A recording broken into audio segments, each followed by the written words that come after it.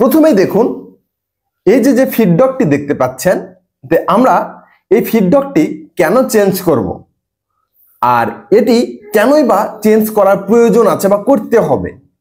তো আপনাদের কাছে আমার একটি রিকোয়েস্ট থাকবে, যদি আমার এই ভিডিওটি আপনাদের সামান্যতম উপকারে এসে থাকে তাহলে ভিডিওটিতে একটি লাইক দিয়ে আমাকে নতুন নতুন ভিডিও তৈরিতে উৎসাহিত করবেন। আর চ্যানেলে নতুন হয়ে থাকলে চ্যানেলটিকে সাবস্ক্রাইব করে পাশে থাকা বেল আইকনটি বাজিয়ে দিবেন। তো কথা না বাড়িয়ে শুরু করা যাক মূল আলোচনা। প্রথম কথা হচ্ছে, দেখুন আমাদের এই ফিডব্যাকটি যেটি মেশিনের সাথে লাগানো আছে সেটি যদি আমি আপনাদেরকে একটু দেখাই, দেখুন এখানে বেশি নড়তিছে। এই নড়ার কারণে কি হয় একটু আমি দেখাই।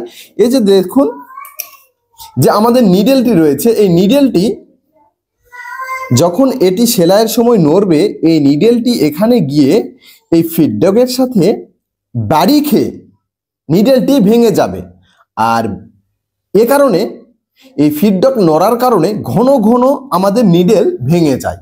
তার মানে আমরা কি বুঝলাম, যখন এটি ঢিল হবে বা এরকম নড়াচড়া করবে তখন আমাদের নিডেলটি বারবার ঘন ঘন ভেঙে যাবে।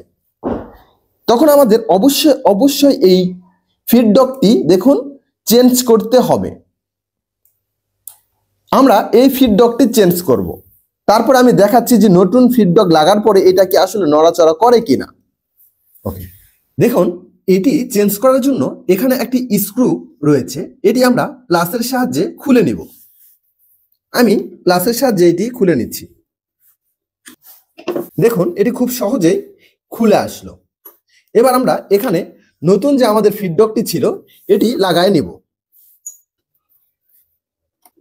দেখুন আমি নাটটি এখানে লাগাই দিচ্ছি।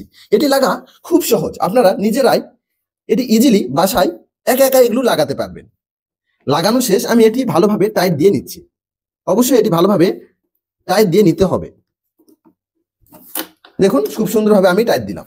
দেখুন লাগার পরে এটি দেখুন যত জোরে আমি কাঁপাই না কেন এ কাঁপতিছে না, উপর নিচে হচ্ছে। দেখুন এটি হতে হবে, কিন্তু এদিকা দিকে অর্থাৎ পাশে এদিকা দিকে কাঁপবে না। আর যখনই কাঁপবে না আমার নিডেলটি এই ফিডব্যাকে আঘাতপ্রাপ্ত হবে না এবং নিডেলটি ভেঙেও যাবে না। তাহলে এভাবে আমরা খুব সহজে একটি নতুন ফিডব্যাক লাগাতে পারি আমাদের পুরাতন ফিডব্যাকটিকে খুলে নিয়ে। আর এক্ষেত্রে আমাদের নিডেল যে ঘন ঘন ভাঙতো এই সমস্যাটি সমাধান হয়ে যাবে। পরিশেষে সকলের সুস্বাস্থ্য এবং দীর্ঘায়ু কামনা করে আজকে এখানেই শেষ করছি। দেখা হবে নতুন কোনো ভিডিও নিয়ে আগামীতে। সে পর্যন্ত সকলেই ভালো থাকুন। ধন্যবাদ সকলকে। আল্লাহ হাফেজ।